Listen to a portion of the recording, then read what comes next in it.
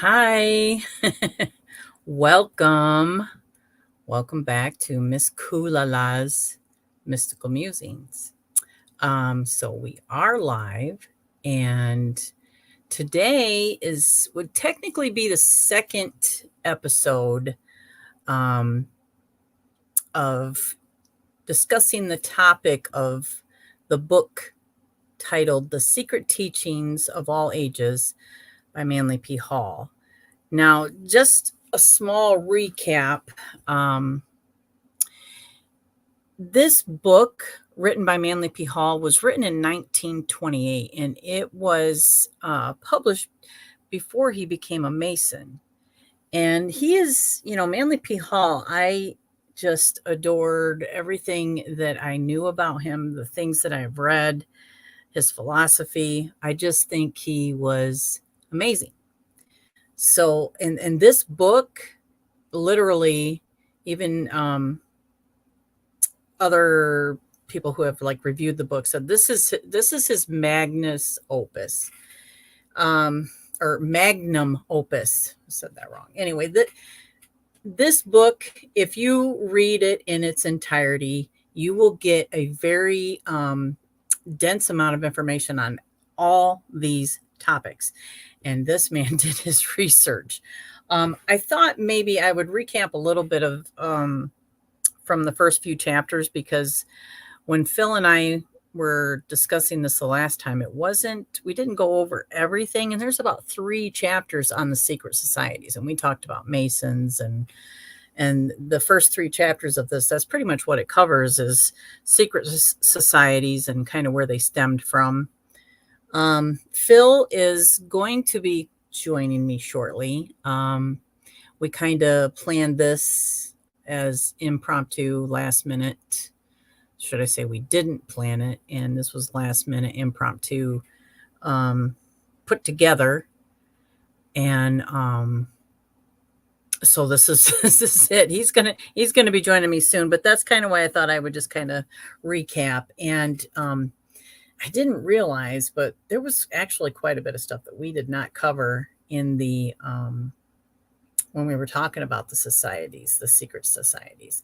And the biggest thing that it actually touched on that I think you might even find is extremely interesting is, the stuff about the gods, because we are going to talk about the Atlantis and the gods of antiquity today specifically. And antiquity means the gods from the past, the ancient gods.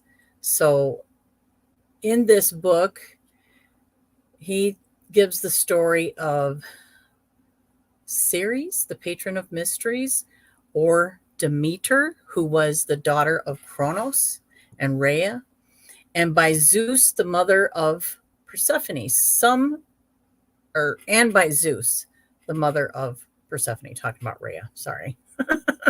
Some believe her to be the goddess of the earth, but more correctly, she is the deity protecting agriculture in general and corn in particular. The poppy is sacred to Ceres, and she is often shown carrying or ornamented by a garland of these flowers.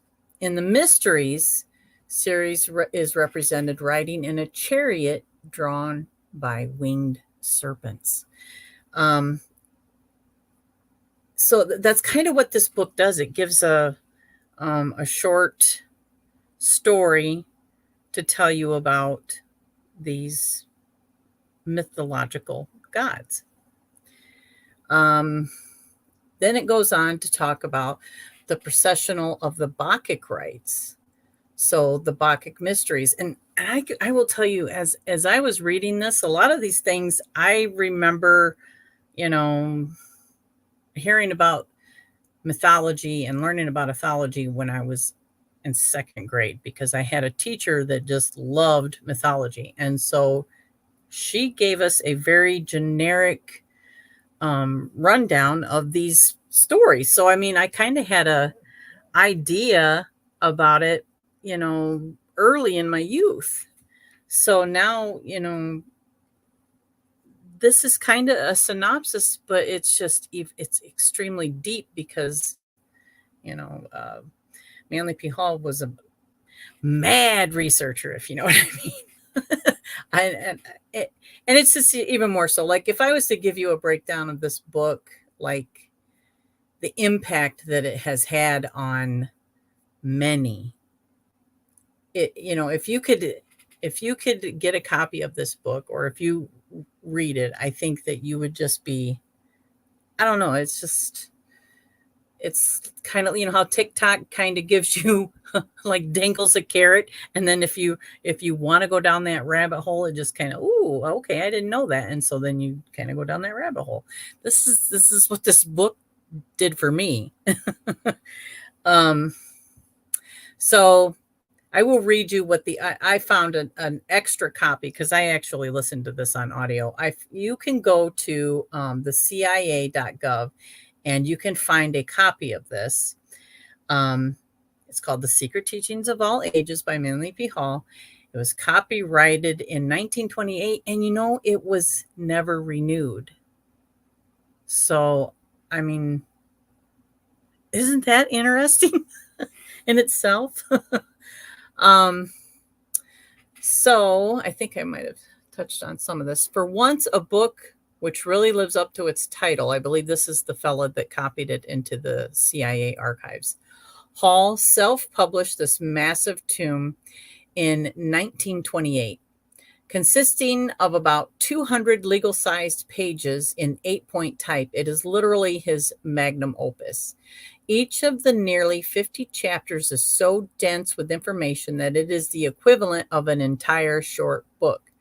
If you read this book in its entirety, you will be in a good position to dive into subjects such as the Kabbalah, alchemy, tarot, ceremonial magic, Neoplatonic philosophy, mystery religions, and the theory of Rosicrucianism and Freemasonry.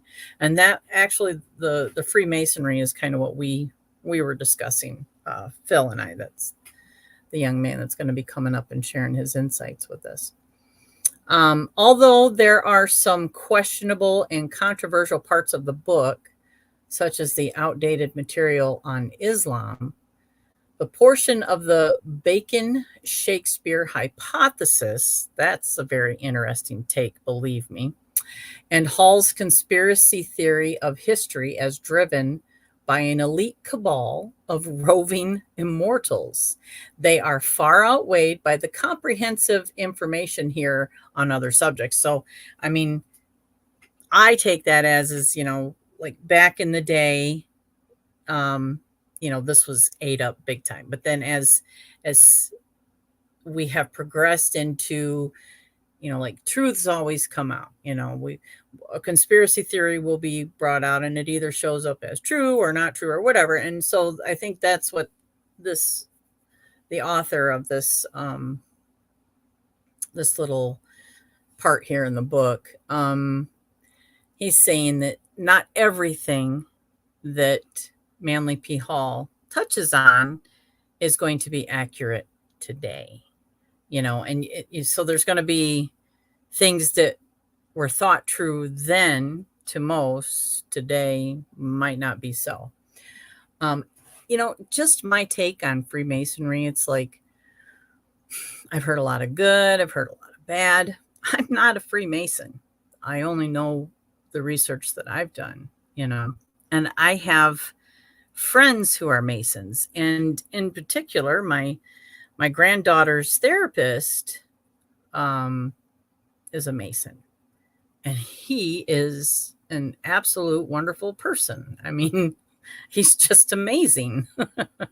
So, and I've talked to him a little bit because I saw his ring and I was like, "Oh, you're a Mason?" And he was like, "Oh, yeah," and he was very excited to fill me in on the fact that he's a Mason and where his lodge is and stuff. And, I've asked him some questions, and one of the biggest ones I asked him was, do you know who Manly P. Hall is? And he was like, no. And I thought, really? That's interesting. So, I mean, it just tells me so much about, we think we know things about people. We think we know so much just from either what we read, what we watched. I mean, but we really just don't know anything. We don't know anything. We perceive what we have learned, and and that's it. And my perception of everything that I've learned is going to be different than what you've learned, even if it is the same, because perception is in the eye of the beholder, right? Truth is in you as it is in me. So, I guess what I'm getting at, if you look at it as just information, it's just information, then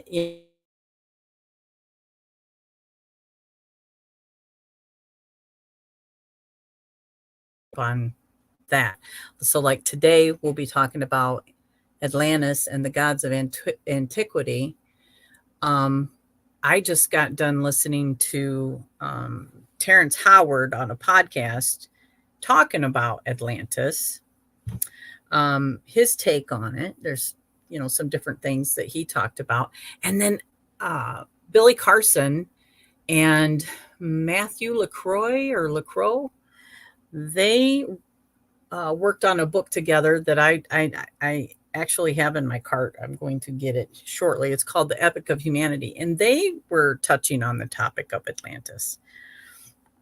And I think I'll share this real quick before Phil comes up, is they were talking about Socrates.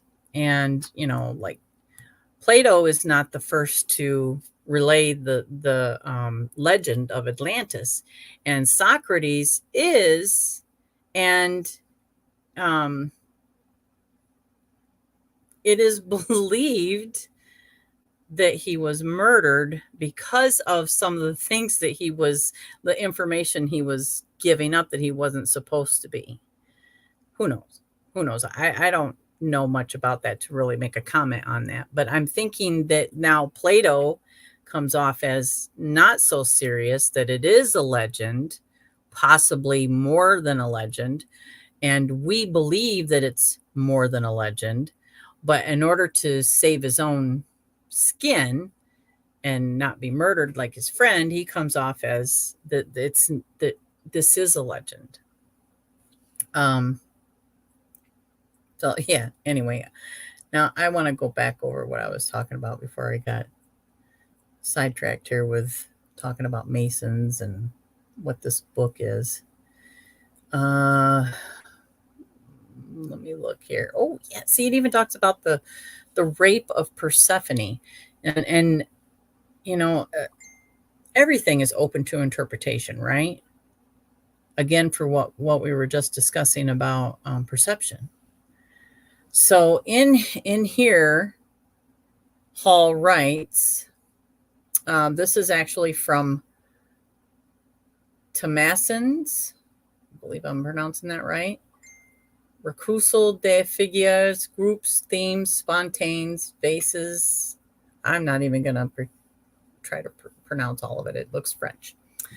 Pluto, the lord of the underworld, represents the body intelligence of man, and the rape of Persephone is symbolic of the divine nature assaulted and defiled by the animal soul and dragged downward into the somber darkness of Hades, which is here used as a synonym for the material or objective sphere of consciousness.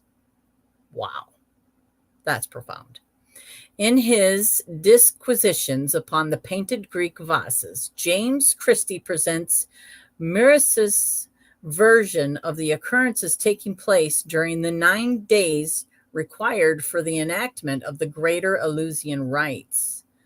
The first day was that of general meeting, during which those to be initiated were questioned concerning their several qualifications.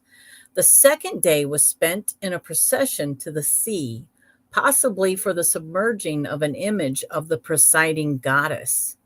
The third day was opened by the sacrifice of a mullet. On the fourth day, the mystic basket containing certain sacred symbols was brought to Eleusis, accompanied by a number of female devotees carrying smaller baskets. On the evening of the fifth day, there was a torch race. On the sixth, a procession led by a statue of Acus, or Ecus, and on the seventh, an athletic contest. The eighth day was devoted to a repetition of the ceremonial for the benefit of any who might have been prevented from coming sooner. The ninth and last day was devoted to the deepest philosophical issues of Eleusinian, during which an urn or jar, the symbol of Bacchus, was exhibited as an emblem of supreme importance. I'm reminded of a big event everyone was just talking about. Okay. Ceremonies were performed at midnight. Some of those sleeping spirits who had failed to awaken their higher natures during the earth life and who now floated around in the invisible worlds, surrounded by a darkness of their own making, occasionally slipped through at this hour and assumed the forms of various creatures. The mystics of Eleusis also laid stress upon the evil of suicide, explaining that there was a profound mystery concerning the crime of which they could not speak, but warning their disciples that a great sorrow comes to all who take their own lives. This, in substance, constitutes the esoteric doctrine given to the initiates of the lesser mysteries. As the degree dealt largely with the miseries of those who failed to make the best use of their philosophical opportunities, the chambers of initiation were subterranean, and the horrors of Hades were vividly depicted in a complicated ritualistic drama. After passing successfully through the torturous passageways with their trials and dangers, the candidate received the honorary title of Mystus. This meant one who saw through a veil or had a clouded vision. It also signifies that the candidate who had been brought up to the veil, which would be torn away in the higher degree. The modern word mystic, as referring to a seeker after truth according to the dictates of the heart along the path of faith, is probably derived from this ancient word. For faith is belief in the reality of things unseen or veiled. Wow, I love that because I consider myself a mystic. I've been told that, because of the things that I'm always talking about, and then the little rabbit holes that I'm always going down, that, I'm a mystic, and I love that. Yeah, okay, maybe it's my ego, but yeah. So it goes on to say the greater mysteries into which the candidate was admitted only after he had successfully passed through the ordeals of the lesser, and not always then, were sacred to Ceres, the mother of Persephone, and represent her as wandering through the world in quest of her abducted daughter. Ceres carried two torches, intuition and reason, to aid in her search for her lost child, the soul. At last she found Persephone not far from Eleusis, and out of gratitude taught the people there to cultivate corn, which is sacred to her. She also found the mysteries. Ceres appeared before Plato, god of the souls of the dead, and pleaded with him to allow Persephone to return to her home. This the god at first refused to do because Persephone had eaten of the pomegranate, the fruit of mortality. At last, however, he compromised and agreed to permit Persephone to live in the upper world half of the year if she would stay with him in the darkness of Hades for the remaining half. The Greeks believed that Persephone was a manifestation of the solar energy, which in the winter months lived under the earth with Pluto, but in the summer returned again with the goddess of productiveness. There is a legend that the flowers, excuse me, there is a legend that the flowers loved Persephone, and that every year when she left for the dark realms of Pluto, the plants and shrubs would die of grief. While the profane and uninitiated had their own opinions on these subjects, the truths of the Greek allegories remained safely concealed by the priest, who alone recognized the sublimity of these great philosophic and religious parables. Wow. That's just, every time I hear it, it's, yeah, I can feel a more spiritual aspect of it. Okay, so I got a message from Phil. I'm going to look at it real quick to see. Okay, yeah, so should be shortly. So I am actually going to go ahead and I am going to skip. Let's see, we're talking about the Bacchus rites here. Oh, it talks about the Orphic mysteries. Oh, I got to tell you, I started watching this show on Netflix called Chaos. And the Orphic mysteries is what we're getting ready to talk about. But Orpheus is one of the main characters in this new show. And, you know, he was the god of music. But in this particular series, he's not a god yet, but it's kind of the same. He goes to the underworld to get his girlfriend, and it's quite the twist. It's actually really good. I like it.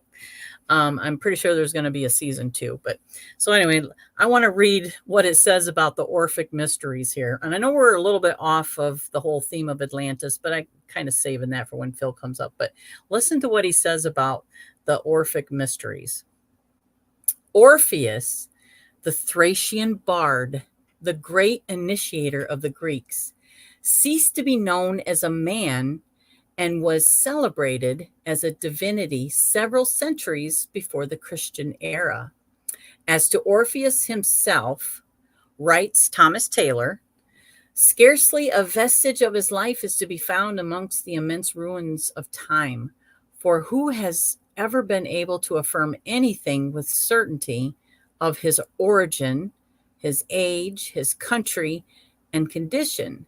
This alone may be depended on, from general assent that there formerly lived a person named Orpheus, who was the founder of theology among the Greeks, the institutor of their lives and morals, the first of prophets, and the prince of poets, himself the offspring of a muse who taught the Greeks their sacred rites and mysteries, and from whose wisdom, as from a perennial and abundant fountain, the divine muse of Homer and the sublime theology of Pythagoras and Plato flowed.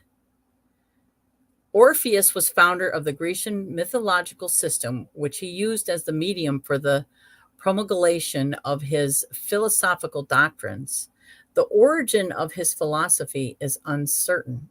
He may have got it from the Brahmins, there being legends to the effect that he got it was a Hindu, his name possibly being derived from, I can't even pronounce that. It is written in Greek, meaning dark.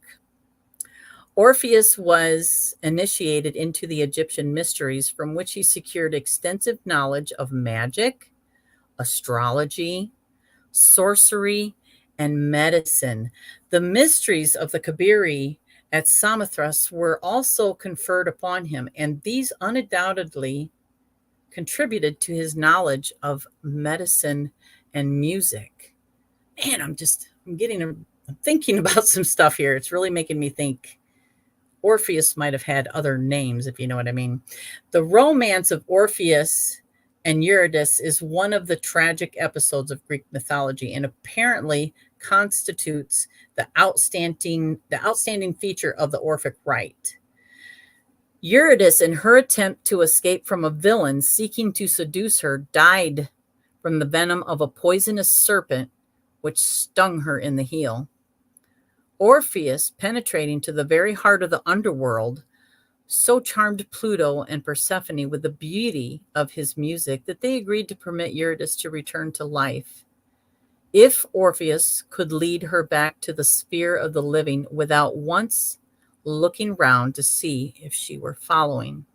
So great was his fear, however, that she would stray from him that he turned his head, and Eurydice, with a heartbroken cry, was swept back into the land of the dead. Now, I will tell you that that show that I'm watching, that's not what happens. So it's good. It says Orpheus wandered the earth for a while disconsolate, and there are several conflicting accounts of the manner of his death. Some declare that he was slain by a bolt of lightning. Others, that failing to save his beloved Eurydice, he committed suicide. The generally accepted version of his death, however, is that he was torn to pieces by Ciconian women whose advances had been spurned. In the 10th book of Plato's Republic, it is declared that because of his sad fate at the hands of women, the soul that had once been Orpheus, upon being destined to live again in the physical world, chose rather to return in the body of a swan than be born of woman. The head of Orpheus, after being torn from his body, was cast with his lyre, into the river Hebrus, or Hebrus, down which it floated to the sea, where wedging in a cleft in a rock, it gave oracles for many years. The lyre, after being stolen from its shrine and working the destruction of the thief, was picked up by the gods and fashioned into a constellation. Orpheus has long been sung as the patron of music. On his 7-stringed lyre, he played such perfect harmonies that the gods themselves were moved to acclaim his power. When he touched the strings of his instrument, the birds and beasts gathered around him, and he wandered through the forest.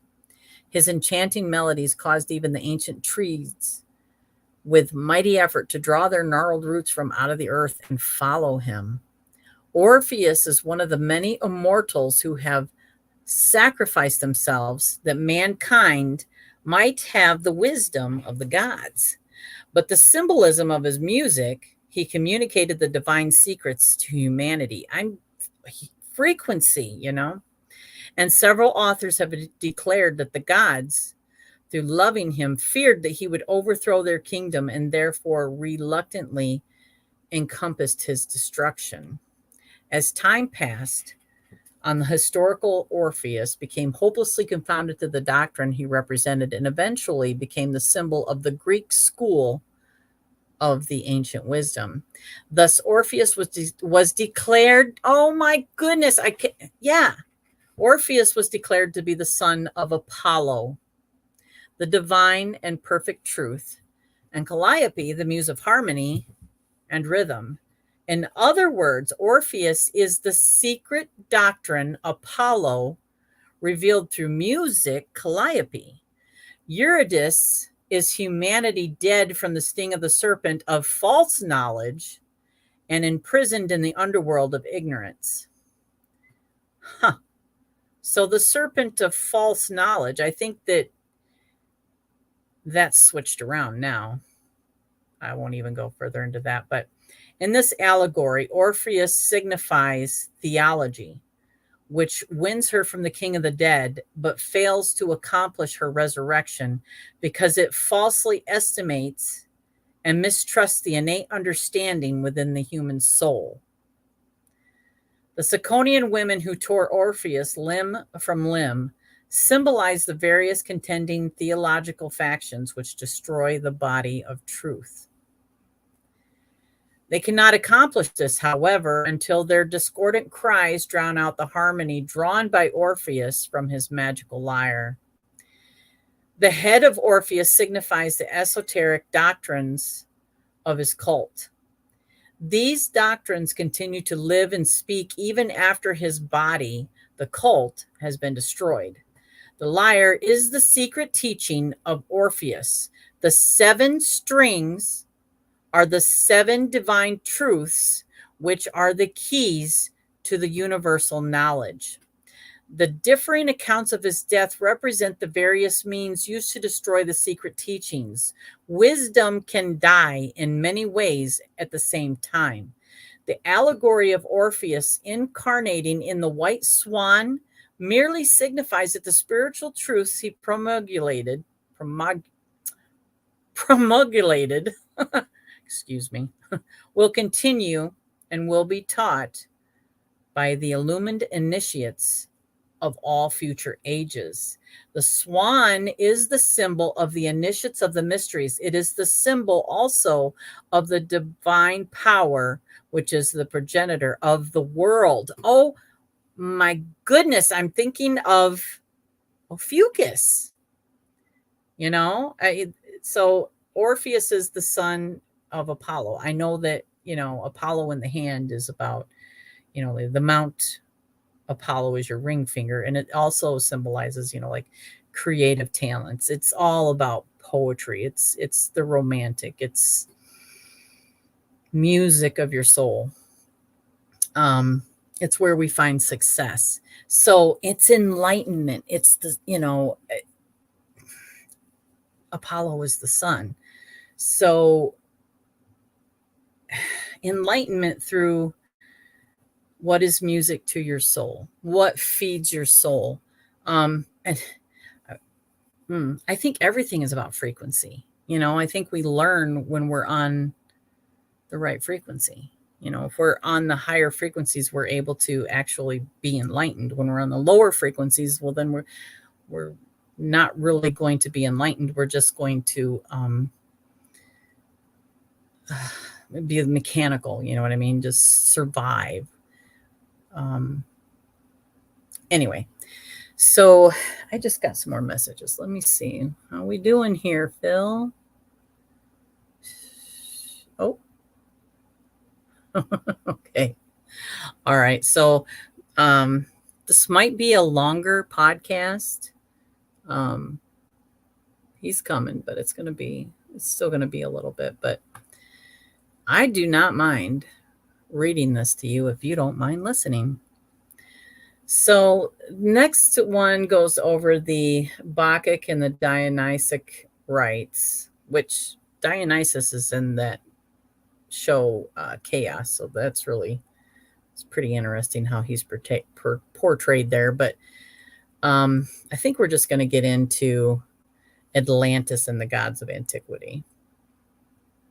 So remember what I had said about, I thought it was really interesting what Billy Carson and Matthew LaCroix are saying. And it's, their book is on Amazon, and it's called The Epic of Humanity. And from listening to what Billy Carson says about this book, it's, everything that they touch on, they also give you the resources. So it's like a big book of nothing but resources. And, I just got done reading the 3 books of Enoch. And I had to kind of take a break there because that's a lot to take in. And I started listening to the Kabbalah. And I'm also taking a course right now on hypnotherapy. So I've got a lot that I'm taking in. So I can't take too much more in. This I've already read. Okay, this I've already read. But it's something that if you don't take notes as you're reading, you're going to miss a lot of details. So that's why I have this pulled up and I'm reading from it. But that undiagnosed ADHD, what I was talking about with Socrates is that when he was first talking about Atlantis, given his, writing about Atlantis, to him it was real, and Plato comes off as, well, maybe, this is just what I heard. He's trying to save his butt because he doesn't want to be murdered. He's thinking he's going to get murdered like his friends. So, my opinion, Atlantis was an era and it was real. I know I lived there, and I think probably a lot of us did. you know. Anyway, I could tell you some dreams.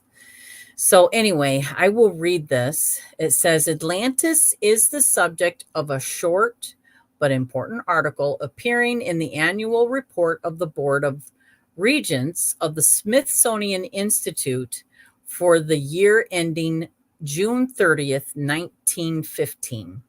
The author, M. Pierre Termier, a member of the Academy of Sciences and director of service of the Geologic Chart of France in 1912, delivered a lecture on the Atlantean hypothesis before the Institute Oceanographique.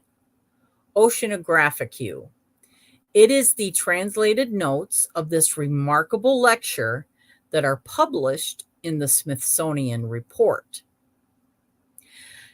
Everyone always asks me, I'm not reading right here. Everyone always asks me what I know about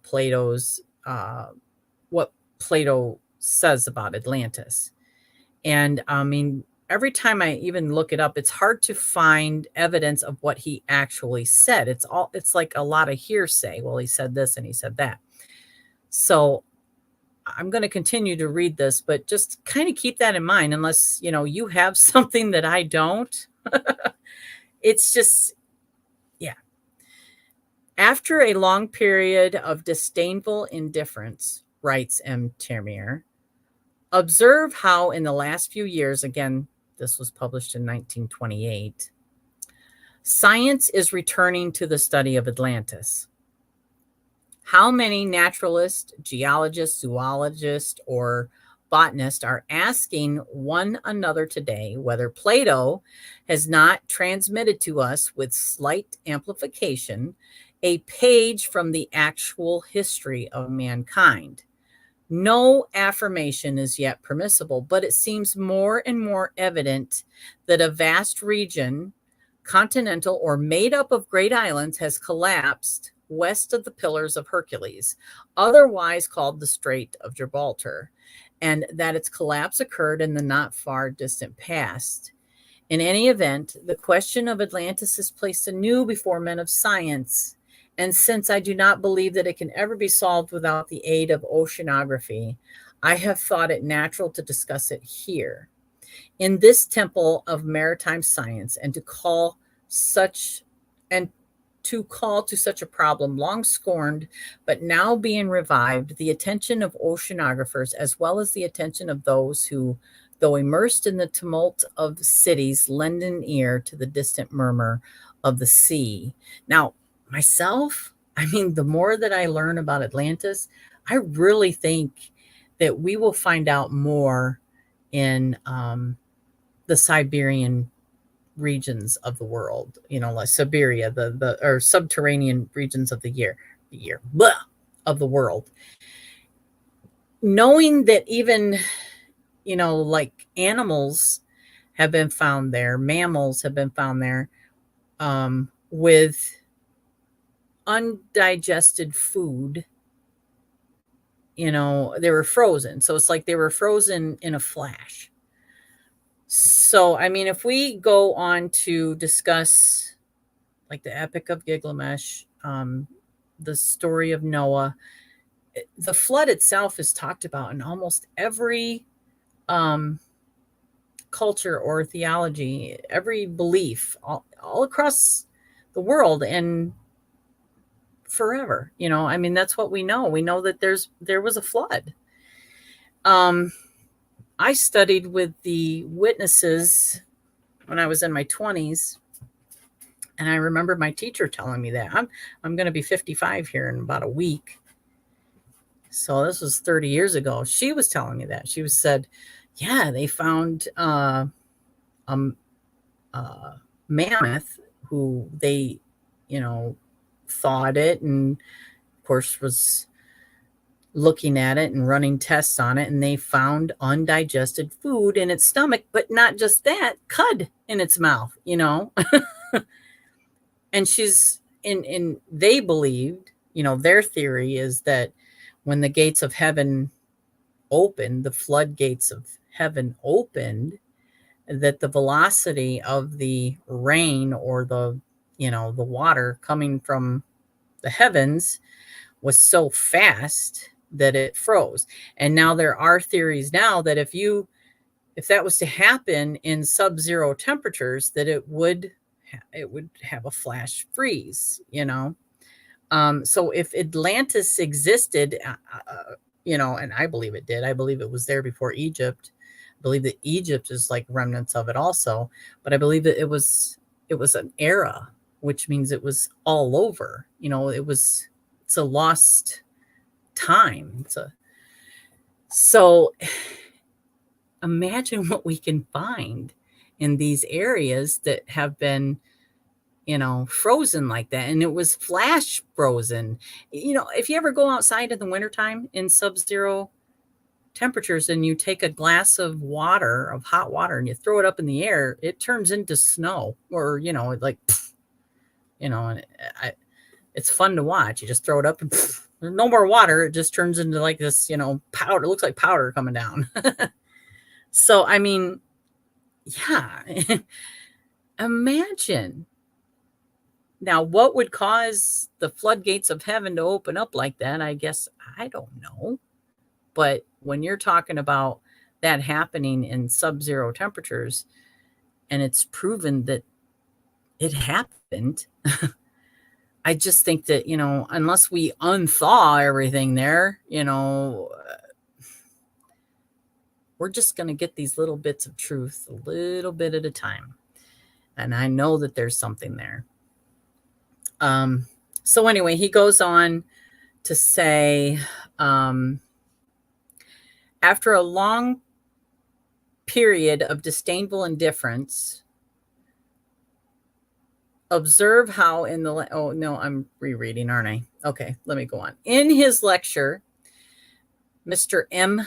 Termier presents geological and geographic and zoologic data in substantiation of the Atlantis theory, figuratively draining the entire bed of the Atlantic Ocean. So he's still going on to say that they believe that this is in the ocean. And I don't really think that. But then they did. And I remember when I first started hearing about Atlantis, I thought that too. I think a lot of us did. And then I think, well, again, it could be found there. It's going to be found everywhere. It's just that, the areas that we can't really get to are where there's still secrets.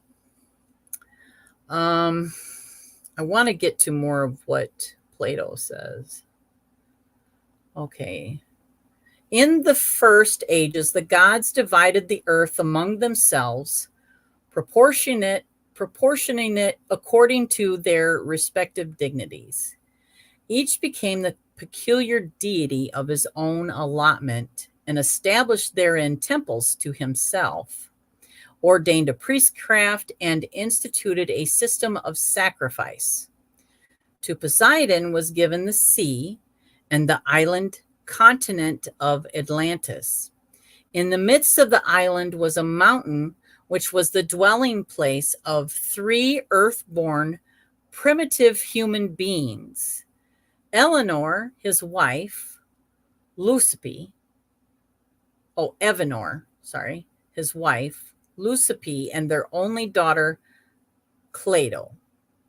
The maiden was very beautiful, and after the sudden death of her parents, she was wooed by Poseidon, who begat by her 5 pairs of male children. Poseidon apportioned his continent among these 10, and Atlas, the eldest, he made overlord of the other 9. Poseidon further called the country Atlantis, and the surrounding sea the Atlantic, in honor of Atlas.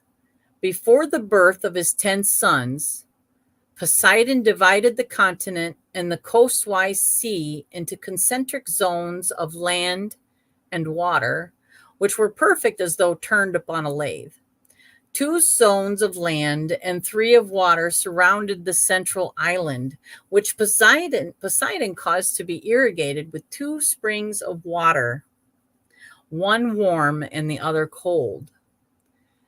The descendants of Atlas continued as rulers of Atlantis, and with wise government and industry, elevated the country to a position of surpassing dignity. The natural resources of Atlantis were apparently limitless. Precious metals were mined, wild animals domesticated, and perfumes distilled from its fragrant flowers.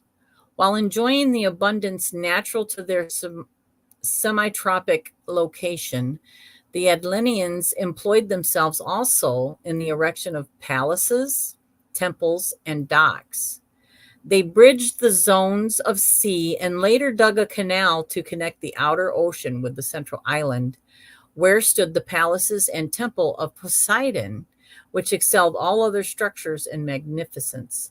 A network of bridges and canals were created by the Atlanteans to unite the various parts of their kingdom.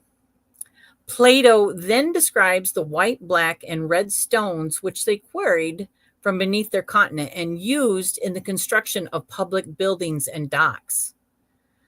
They circumscribed each of the land zones with a wall, the outer wall being covered with brass, the middle with tin, and the inner, which encompassed the citadel, with Orphic. Not sure if I pronounced that right. The citadel on the central island contained the palaces, temples, and other buildings. In its center, surrounded by a wall of gold, was a sanctuary dedicated to Plato and Poseidon. Here, the first 10 princes of the island were born, and here each year their descendants brought offerings. Poseidon's own temple, its exterior entirely covered with silver and its pinnacles with gold, also stood within the citadel. The interior of the temple was of ivory, gold, silver, and again that word, orichalc, even to the pillars and floor. The temple contained a colossal statue of Poseidon standing in a chariot drawn by 6 winged horses. About him, 100 Nereids riding on dolphins. Arranged outside the building were golden statues of the first 10 kings and their wives. Man, are you getting a picture? I mean, oh my gosh, this sounds fantastical. In the groves and gardens were hot and cold springs. There were numerous temples to various deities, places of exercise for men and for beasts, public baths, and a great race course for horses. At various vantage points on the zones were fortifications, and to the great harbor came vessels from every maritime nation. The zones were so thickly populated that the sound of human voices was ever in the air.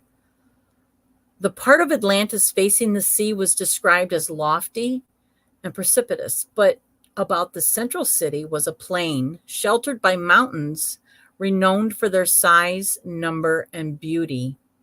The plain yielded 2 crops each year, in the winter being watered by rains, and in the summer by immense irrigation canals, which were also used for transportation. The plain was divided into sections, and in time of war, each section supplied its quota of fighting men and chariots. The 10 governments differed from each other in detail concerning military requirements. Each of the kings of Atlantis had complete control over his own kingdom, but their mutual relationships were governed by a code engraved by the first 10 kings on a column of orichalc.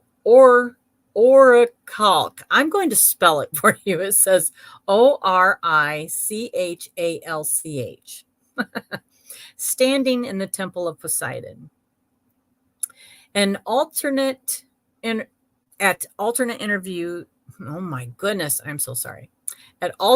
intervals of 5 and 6 years of pilgrimage was made to this temple, that equal honor might be conferred upon both the odd and even numbers. Here, with appropriate sacrifice, each king renewed his something was lost here. Each king renewed his oath of loyalty upon the sacred inscription. Here also the kings donned azure robes and sat in judgment. At daybreak they wrote their sentences upon a golden tablet and deposited them with their robes as memorials. The chief laws of the Atlantean kings were that they should not take up arms against each other, and that they should come to the assistance of any of their number who was attacked. In matters of war and great moment, the final decision was in the hands of the direct descendants of the family of Atlas. No king had the power of life and death over his kinsmen without the assent of a majority of 10.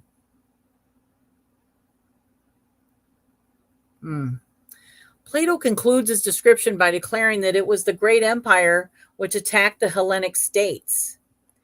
This did not occur, however, until their power and glory had lured the Atlantean kings from the pathway of wisdom and virtue. Filled with false ambition, the rulers of Atlantis determined to conquer the entire world. Zeus, perceiving the wickedness of the Atlanteans, gathered the gods into his holy habitation and addressed them. Here, Plato's narrative comes to an abrupt end, for the Critias was never finished. And the Timaeus is a further description of Atlantis, supposedly given to Solon by an Egyptian priest, and which concludes as followed. So even though Plato didn't write this, this was something that's, again, it's another hearsay. But afterwards, there occurred violent earthquakes and floods.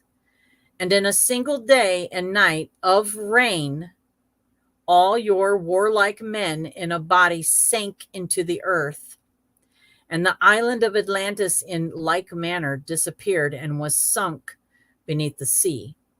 And that is the reason why the sea in those parts is impassable and impenetrable, because there is such a quantity of shallow mud in the way, and this was caused by the subsidence of the island.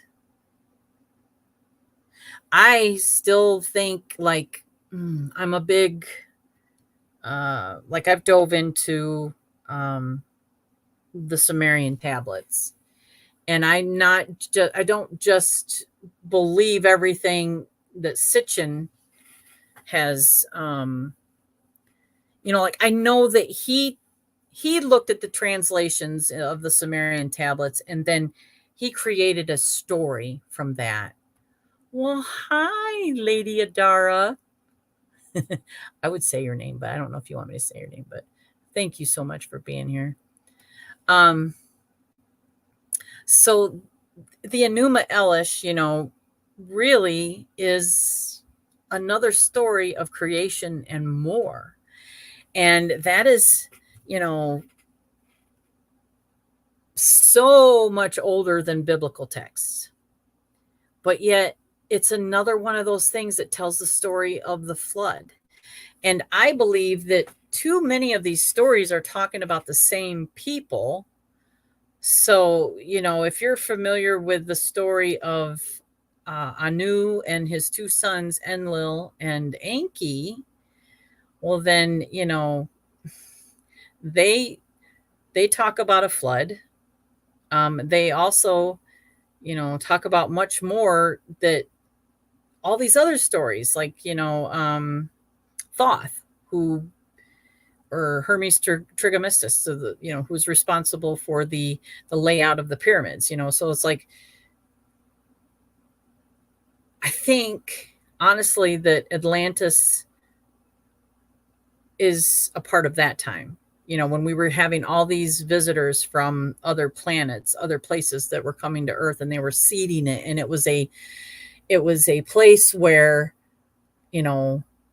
you could go to. It was intergalactic, I guess, is kind of what I'm saying. What do they call that? A port for, not just us, but sky people, And I think that the Enuma Elish pretty much spells that out fairly well. It wasn't just Anunnaki. It was the Ajiji, And Enki, I believe, was Palladian, so he would have been Anu's. Was Anu's firstborn, but since his mother was Palladian, the actual throne was passed down to Enlil because Enlil's mother was from Nibiru. And that was kind of keeping it in the royal family, so to speak. So Enki was, or Ea, even though he was the firstborn, did not inherit the throne. And what is really interesting to me is everything about Enlil reminds me of Yahweh. So, and I don't know if you've listened to my channel enough, you know that I have a strong opinion on biblical text,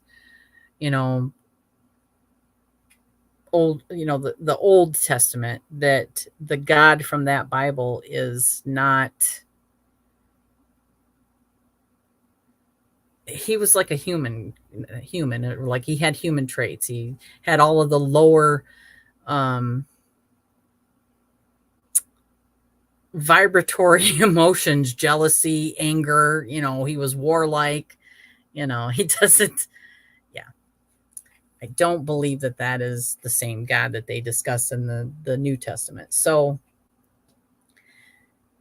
too many of these stories tie together for me. Atlantis is just, when I think of Atlantis, I think that's when all of these things were going on. I believe that's when the stories of the Enuma Elish were being created, And I even have a theory that there was a race here that weren't like monkeys or chimps, even though the rhesus protein says that, those with the positive blood type have the same protein as the rhesus monkey.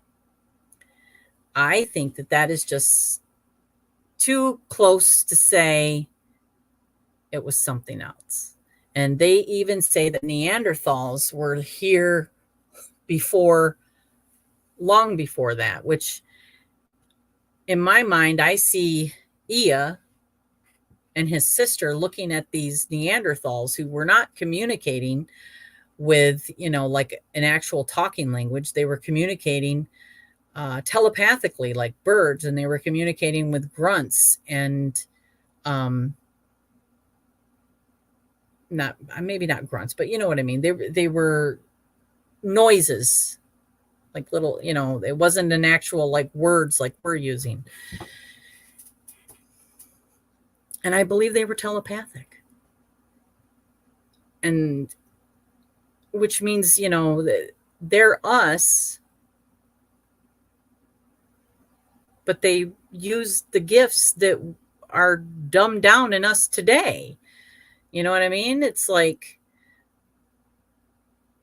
they were tapped in. And then that upgrade was more of a putting a cap on our DNA so that there's certain parts that we couldn't access after that. We became workers. We were messed with to become workers, when I think it's inevitable that we evolve.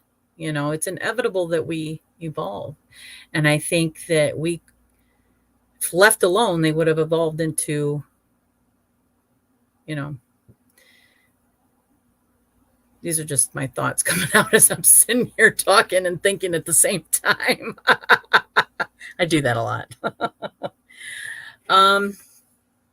Well, I have been chatting for an hour, and I think I'm going to talk to Phil, and we will probably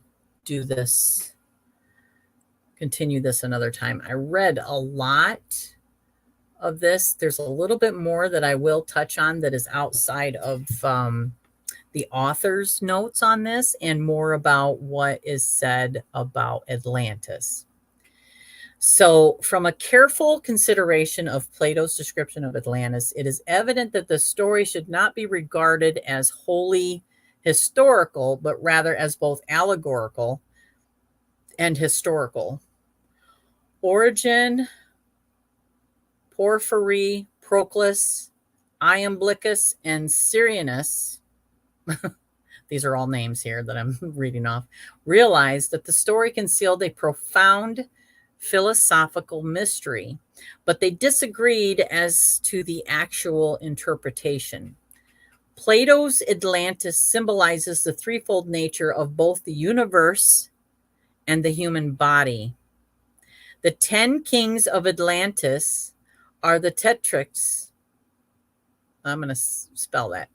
Tetractys. Tetracitus. Or numbers, which are born as 5 pairs of opposites.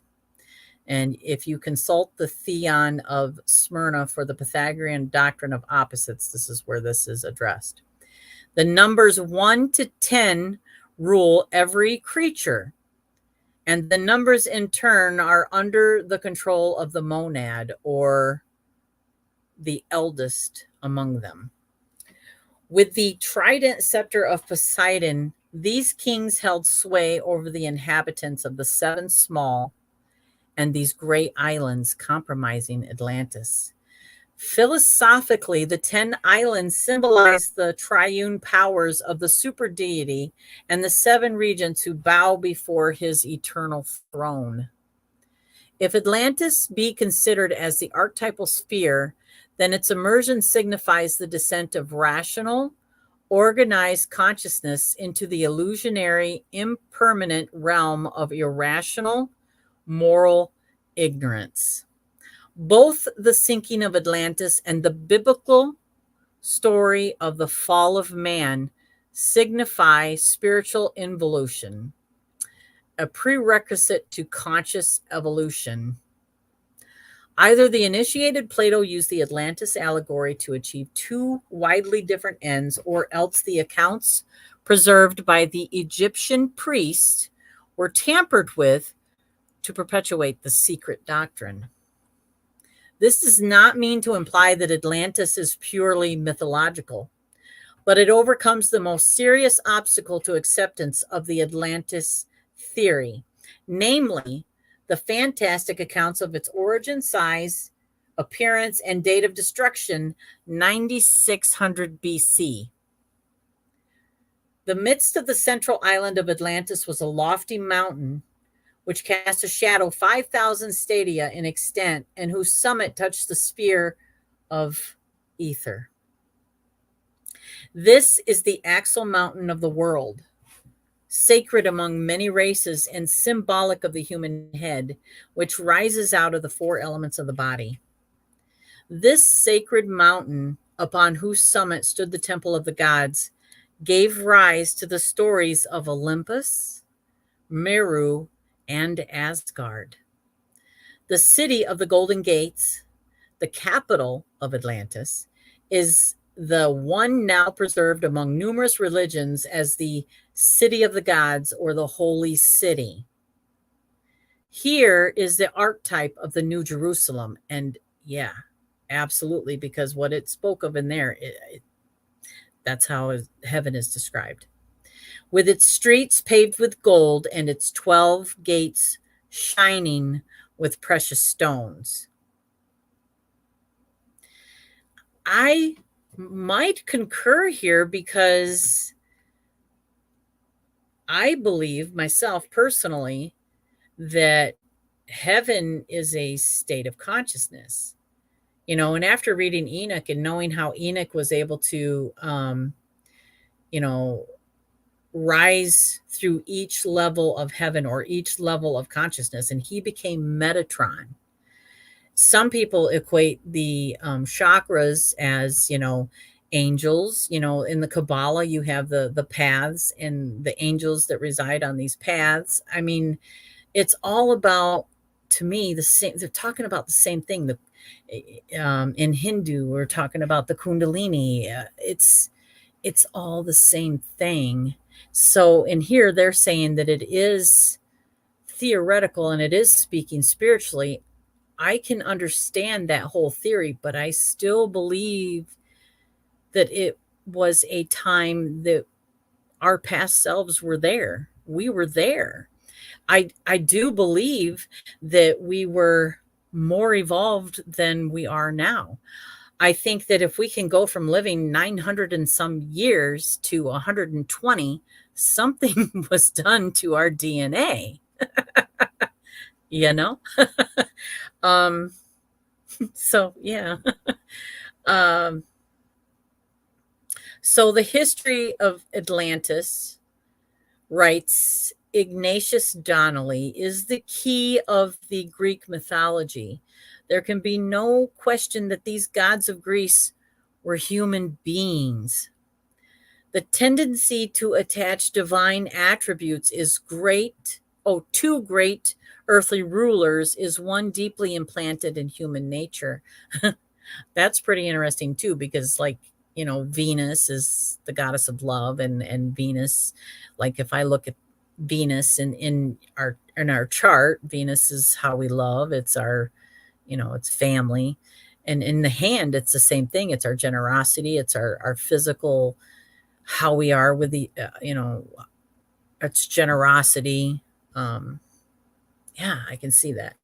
So the same author, still talking about that, Ignatius Donnelly, sustains his views by noting that the deities of the Greek pantheon were nor looked upon as creators of the universe, but rather as regents set over it by more ancient original fabricators. The Garden of Eden, from which humanity was driven by a flaming sword, is perhaps an allusion to the earthly paradise supposedly located west of the Pillars of Hercules and destroyed by volcanic catalysms. The deluge legend may be traced also to the Atlantean inundation, during which a world was destroyed by water. And that, I believe, happened. I think that science says that happened, you know. Was the religious, philosophic, and scientific knowledge possessed by the priest-calves of antiquity secured from Atlantis, whose submergence obliterated every vestige of its part in the drama of world progress? Atlantean sun worship has been perpetuated in the ritualism and ceremonialism of both Christianity and pagandom. Both the cross and the serpent were Atlantean emblems of divine wisdom. The divine Atlantean progenitors of the Mayas and the Quiches of Central America coexisted within the green and azure radiance of Gucumatz, the plumed serpent. The 6 skyborn sages came into manifestation as centers of light, bound together or synthesized by the 7th and chief of their order, the feathered snake. The title of winged or plumed snake was applied to Quetzalcoatl or Kukulkan, the Central American initiate. The center of the Atlantean wisdom religion was presumably a great pyramidal temple standing on the brow of a plateau rising in the midst of the city of the Golden Gates. From here, the initiate priests of the sacred feather went forth, carrying the keys of universal wisdom to the uttermost parts of the earth. The mythologies of many nations contain accounts of gods who came out of the sea.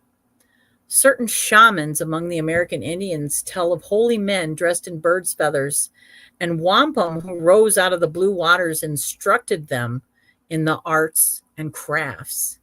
Among the legends of the Chaldeans is that of Owens, a partly amphibious creature who came out of the sea and taught the savage peoples along the shore to read and write, till the soil, cultivate herbs for healing, study the stars, establish rational forms of government, and become conservant with the sacred mysteries.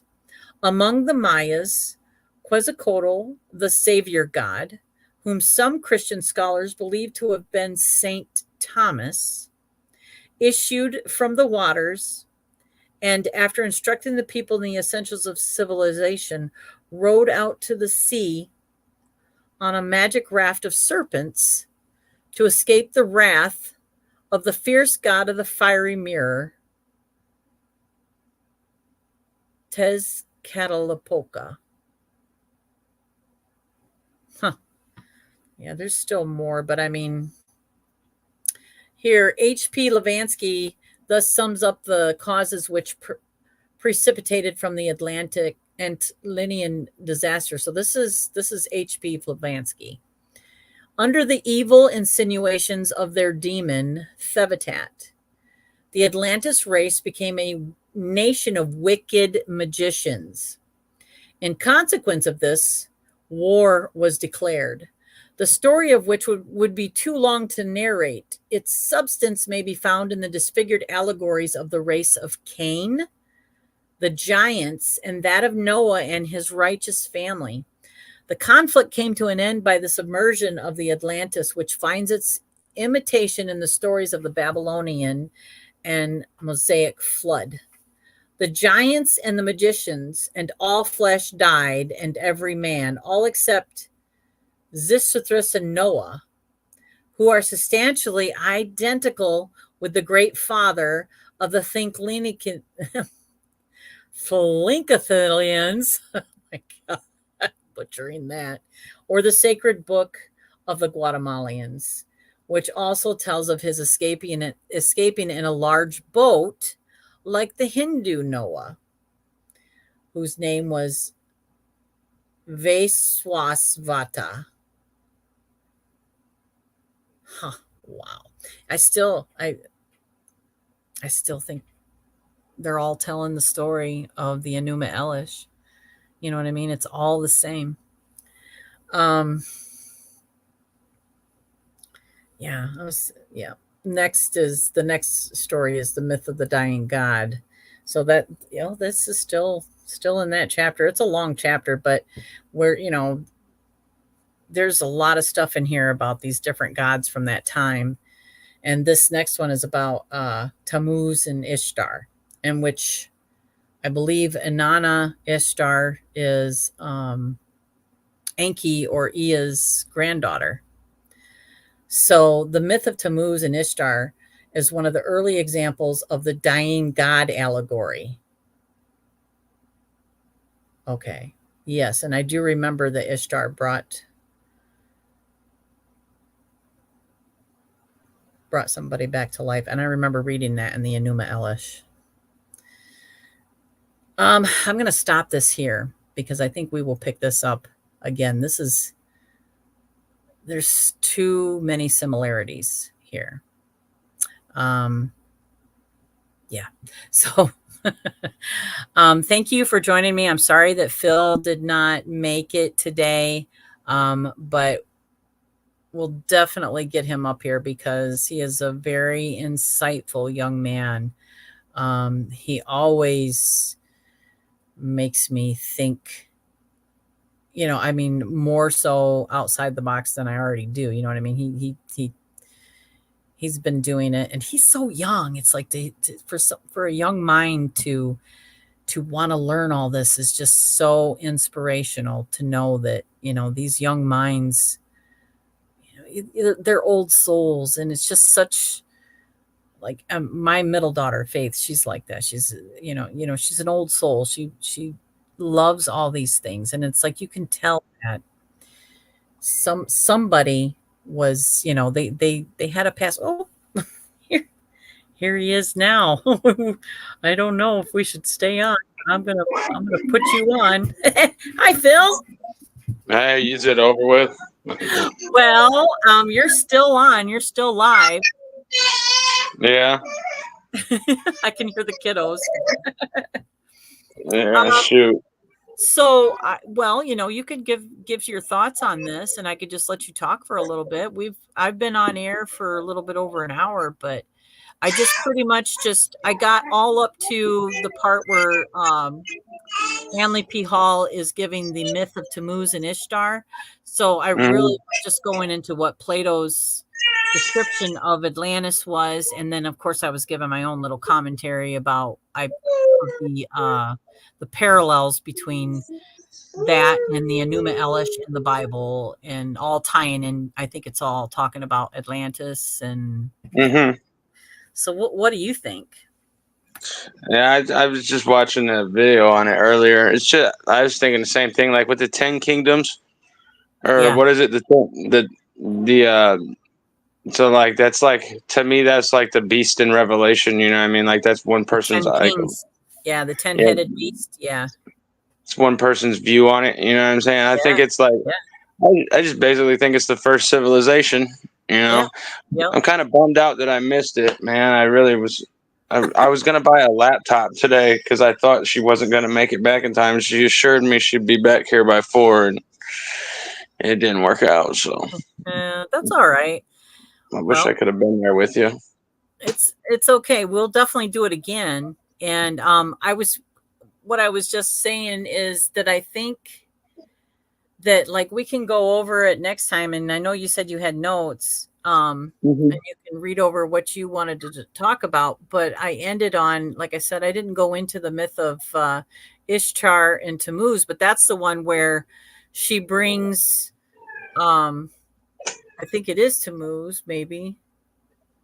One of them. They go like through the seven layers, you know, like a death or whatever. Like yes, the and seven she brings spirits, him back to life. Absolutely, yeah.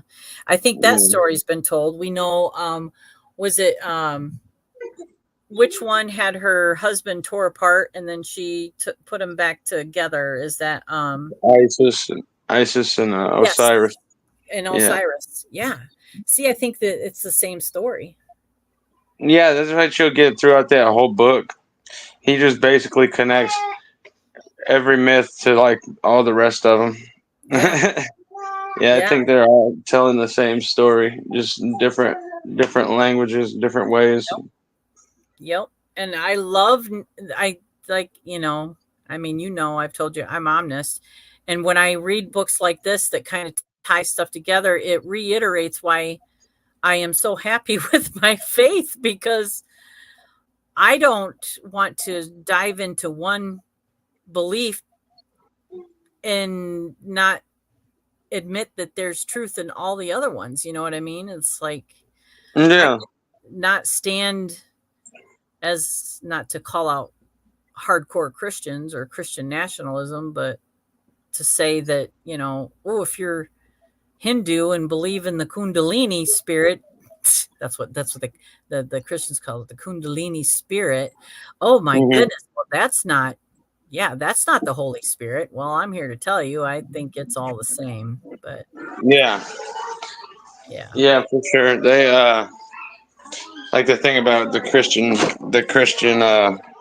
I know a lot of people who are big Christians, and I've got a lot of friends even who, especially in the way the world is, they revert back to that, you know what I mean?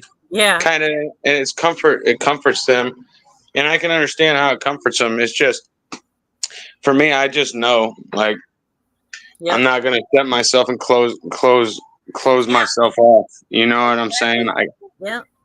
I know what story it's telling. It is a good story. It's not a bad faith to go to. You know what I'm saying? Just right. Just the closed-mindedness of it, I don't like. And I don't even think it's that. It's when we judge and think, if we say, well, if you don't believe this, you're going to go to hell. That is my only problem with it. Where do you get that? Yeah. And so, when I see the commonalities in these different beliefs, it is what, again, gives me that, like you said, comfort in my faith, that I'm on the right track when there's so many similarities in the story that our ancients have been telling us this whole time. Right.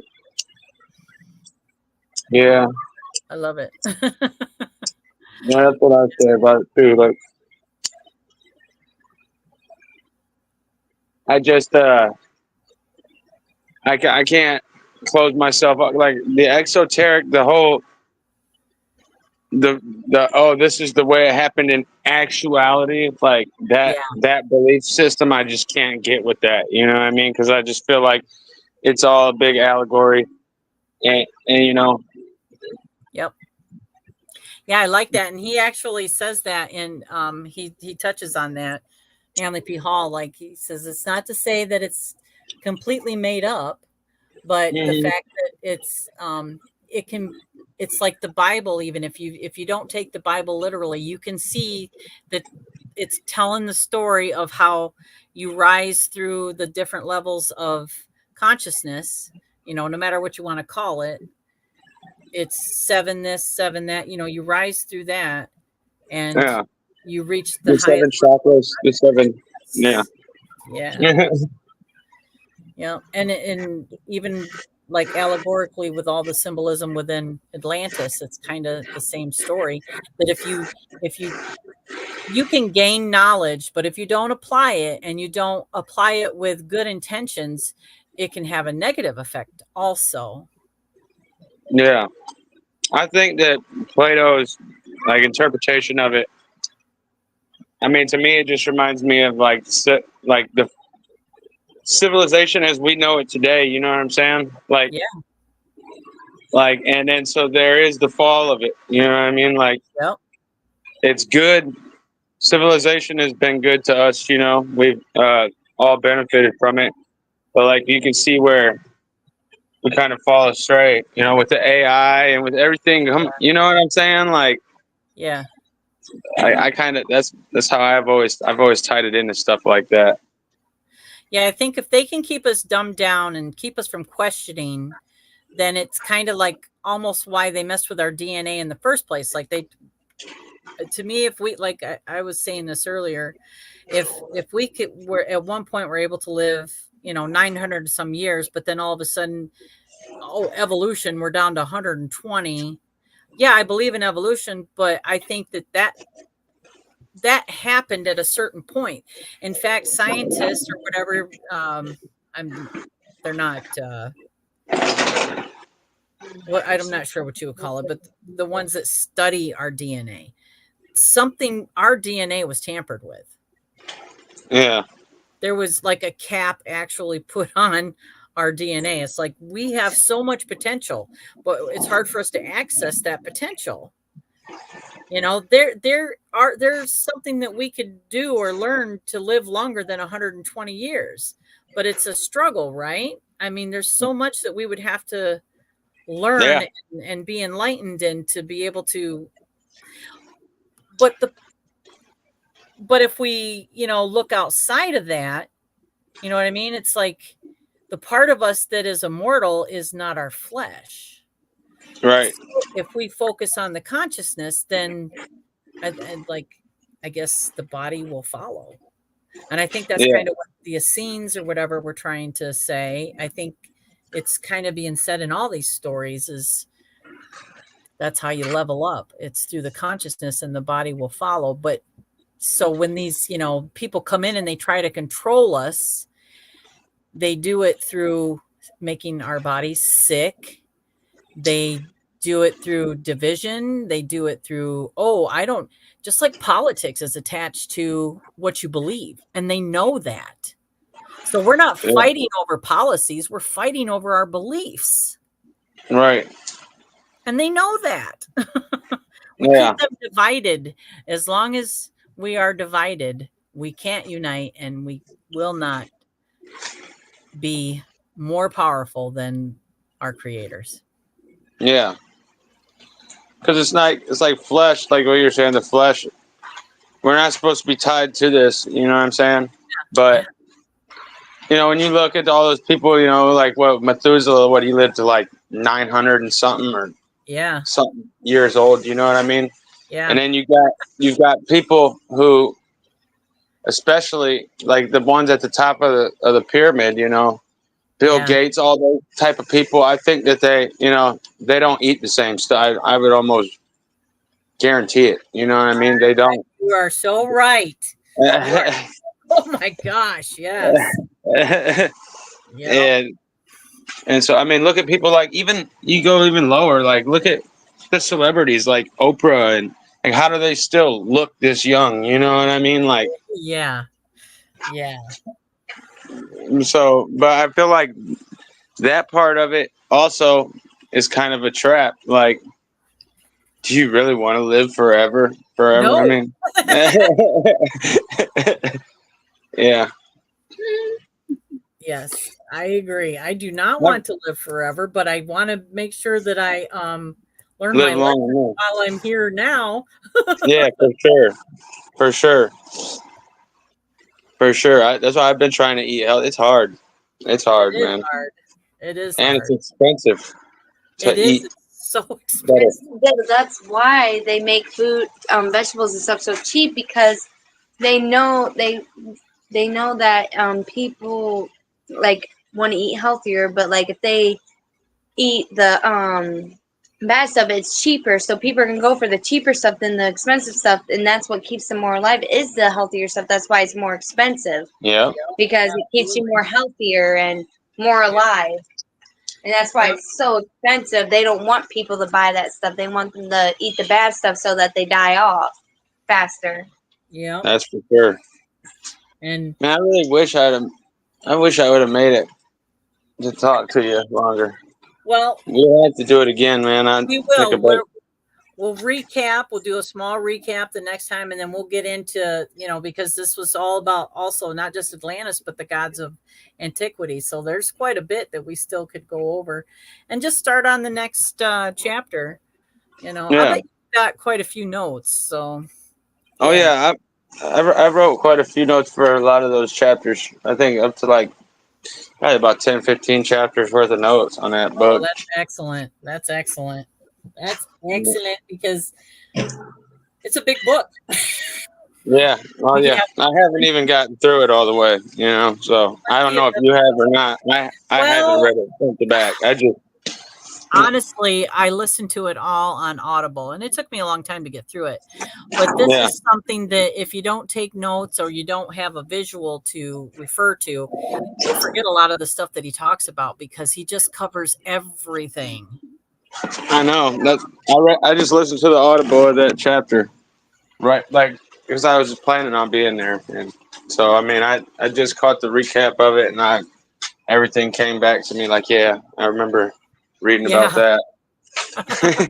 Yeah, there's a lot, but it's so good, But how was the chat? Did you have a good chat? There were people in and out, but nobody was really saying anything. But Lady Adara, at least she popped in and left a comment. Other than that, everybody was pretty quiet. So, but I kind of just read a lot of what that chapter is talking about, and then just kind of commented on it. So that way I'm not just talking about something without explaining it more. And I did talk a little bit more about things that we didn't cover in the last episode, like secret mystery schools, because he actually talked about the rape of Persephone and like Bacchus, and I mean, we didn't even really go into any of that with the last episode.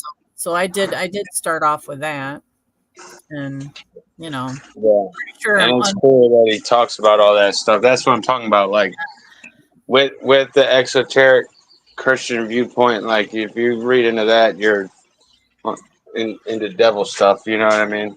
But it's all the same, and that's just. I feel like I'm just glad that I was able to get over that hump and read that stuff.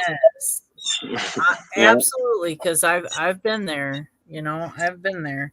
One of the things that I did talk about, and I haven't even talked to you about this yet, was Billy Carson and a fellow named Matthew LaCroix wrote a book called The Epic of Humanity, and I have it on order. So that they discuss Atlantis, and their theory, or they believe that Socrates was the first to actually bring it to the public. Yeah. And they think that that might be like, conspiracy minds think he was murdered because of the information he was bringing to the public. So Plato decided, I'm not going to follow that same path of giving this information as truth as much as it might just be a myth, but I want you guys to know this stuff. So he was covering his butt by making it sound like it might be mythological, whereas Socrates was like, oh no, this was real. Yeah. And then Socrates was murdered, and now Plato is like, nope, I'm not going down that road, but I still want people to know about it. Right. Yeah. I like Billy and Matt. There's some of their stuff I don't like. They're big into the what's it called, the younger Dryas theory. So I'm not sure about that. But I do like, especially I was watching Matt LaCroix a few years back, probably about 3-4 years back, and Billy Carson. I always, he's pretty big right now. Yeah. I know about that book you're talking about. Yeah, I'm getting it because everything that's in it is referenced to a resource. And as long as, you've got the rabbit hole, and then you can check out the resources for yourself, that's good stuff to me. Yeah. And it's only like $25, so I'm getting it. You think it was a legit literal story? Atlantis? I think that the place existed, yeah, but I think that it was more like again, it was just another story retold by somebody that was trying to explain about star people, the like Anunnaki, the Ajiji, whatever, like Sumerians. That's what they were describing. I think that whoever was telling the story of Atlantis was just retelling it with different names, and I think that Hermes Trismegistus is in there. I just think that there's too many similarities between the stories. So it's like Atlantis was Egypt before Egypt. Yeah. That's what they said. They said that the Atlanteans they went to Egypt. That's what it said in the book. And I know this is truth. Is I was talking about this earlier in the podcast, is the like when the gates of heaven, or the floodgates of heaven, opened, and say it rained for 40 days and 40 nights, that the velocity of the rain, depending on the terrain, if they were in sub-zero temperatures, it would have flash froze. And there are places on the earth now, like Antarctica, that have where they have thawed animals or mammals that had actual undigested food in their stomach. Or like they were chewing on a cud. I was told this 30 years ago by my I had a teacher that I studied with for about 8 months. She was a Jehovah's Witness, and she was telling me that. So like they found a mammoth that had cud still in its mouth, which meant it was flash frozen. They found it in Antarctica, and they have found many things like that look like it was frozen in an instant. And I know that if you go outside and you, like, when there are sub-zero temperatures, and unfortunately we've seen those the last few winters, you go outside with a cup of water and you throw it up in the air, it turns into dust. Yeah, I've seen that. Yeah, I haven't done it myself, but I've seen videos of it. Oh, I had to do it. It's like I saw the video and I went out and did it. I did that. Got to prove that's true. By golly, I'm gonna go do it. So, yeah, it's truth, So, I believe it. So think about that. There's areas of the world that are undiscovered where there's secrets, and and they're being extremely secretive about what they've found there. You know? Yeah, they're very secretive about Antarctica. There's a lot of, I mean, shoot, you can't even go very deep into it, I don't think. Well, I look at it this way. I look at where the money, like who's pulling the strings. If you look at the people that are pulling the strings, and if we were to find out, you know, if there was something that proved things that we know are fantastical, then what would that do to the control that is held over us? Think about how we are controlled, our laws, and what they are based upon. Yeah. You know, we're if the things that we thought were true are blown out of the water, or the things that, you know, people like you and I, we think are true is confirmed, then there's less control to be had. Yeah. Yeah. So I always think of the why. Why would they want to lie to us about stuff? Well, it's the why that makes it very important that they continue to lie. Yeah. In my opinion. Yeah, for sure. I think they're about done though, man. Like, I mean, I've known people personally, man. They get cases, and you know, these they try to get you without actually confirming, you know, beyond a reasonable doubt that you're guilty. They basically are relying on you to admit it yourself. You know what I mean? And they kind of use scare tactics into it. Oh, if you don't take this deal, you know, you're facing this much time. You know what I mean? And Yeah. I've actually know people personally who have, like, you know, they're not going for it. Like, you don't have the evidence, you know, like, or something they wrote in the affidavit wasn't true. You know what I mean? Like, Yeah. and so, and I mean, these cases get dropped, you know, like, I mean, I know a few different people that it's happened to. So I really think that the whole the law system, I don't think they got much longer. I mean, I'm not saying it's going to be over with tomorrow or anything like that, but I think a lot of people are waking up to, you know, I think they are too.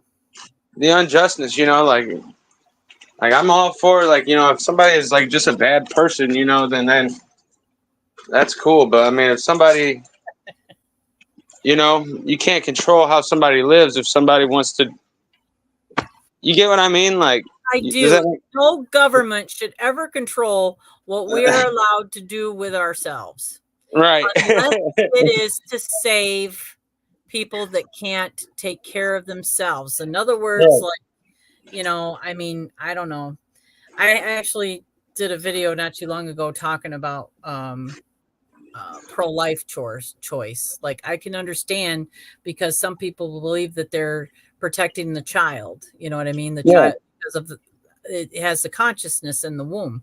But then the woman is trying to protect herself for whatever reason, whatever it could be.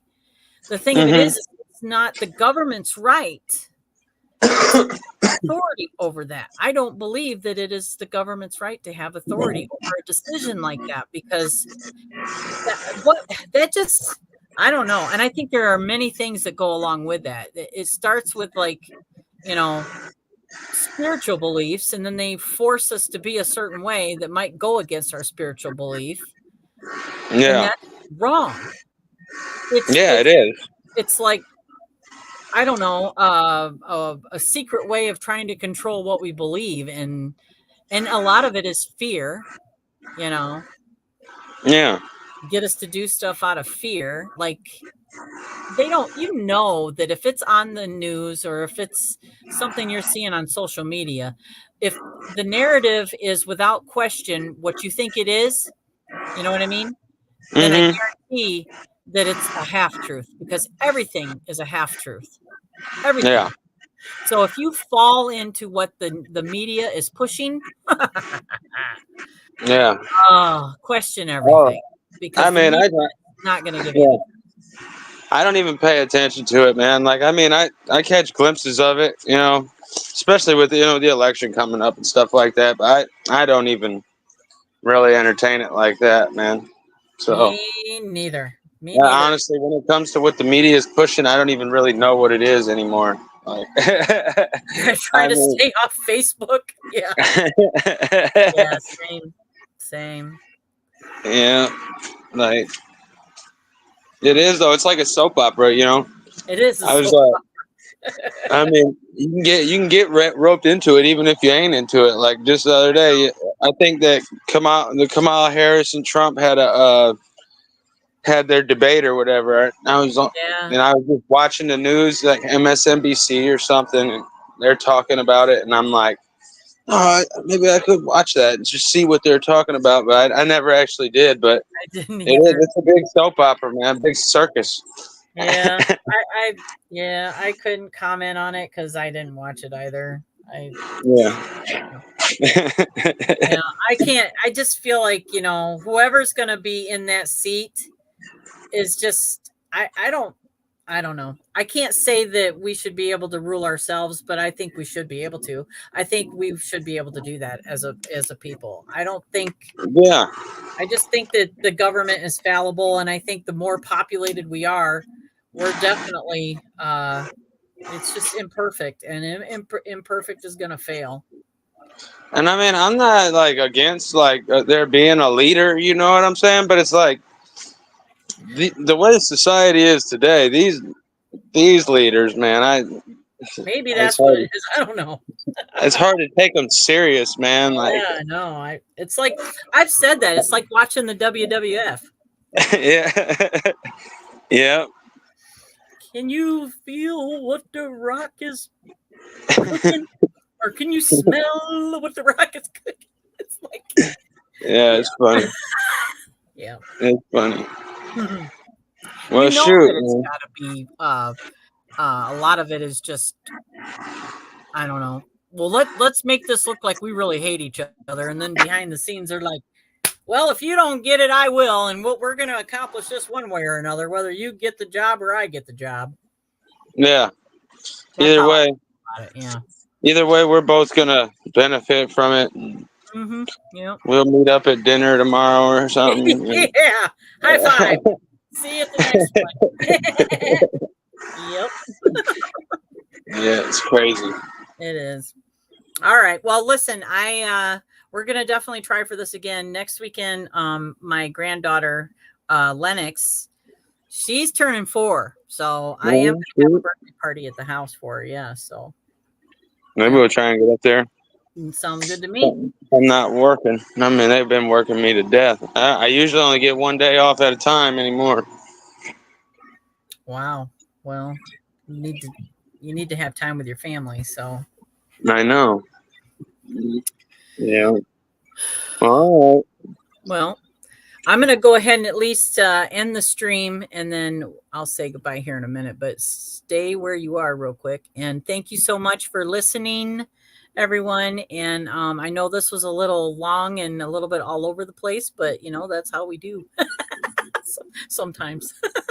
But thank you for being here. And all right, we are